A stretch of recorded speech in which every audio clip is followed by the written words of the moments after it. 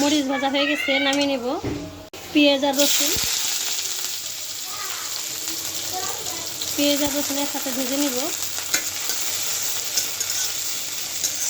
পেঁয়াজ রসুন প্রায় ভাজা হয়ে গেছে, এখন নামিয়ে নিব। তো এই যে টমেটোগুলো দিয়ে দিব।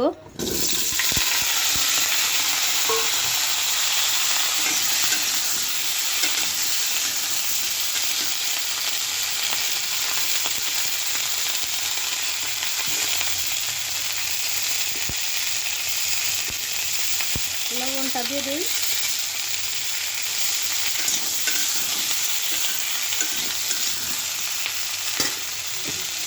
এখন দেখে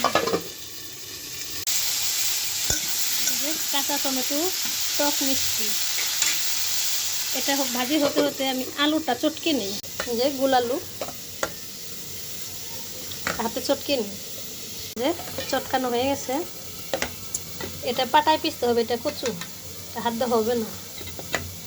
সামান্য পরিমাণে একটু চিনি দিয়ে দিব। চিনি দিলে জলা ভাবটা থাকে না, মিষ্টি মিষ্টি টক টক লাগবে খেতে।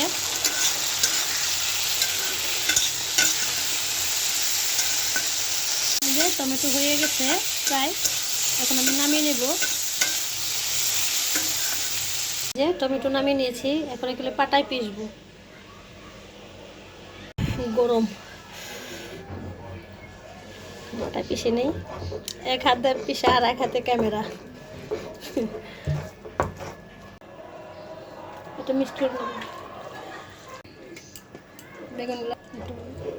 বেগুনটা বেটে নিব, মাখিয়ে নেব,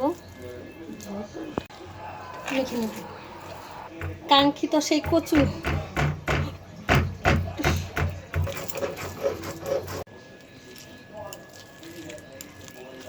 এই যে ভর্তা হয়ে গেছে, টমেটো ভর্তা, বেগুন ভর্তা, গোলালু ভর্তা আর কচু ভর্তা, সাথে ডিম আর ডাল। এই দুইটা রান্না দেখাতে পারি নাই।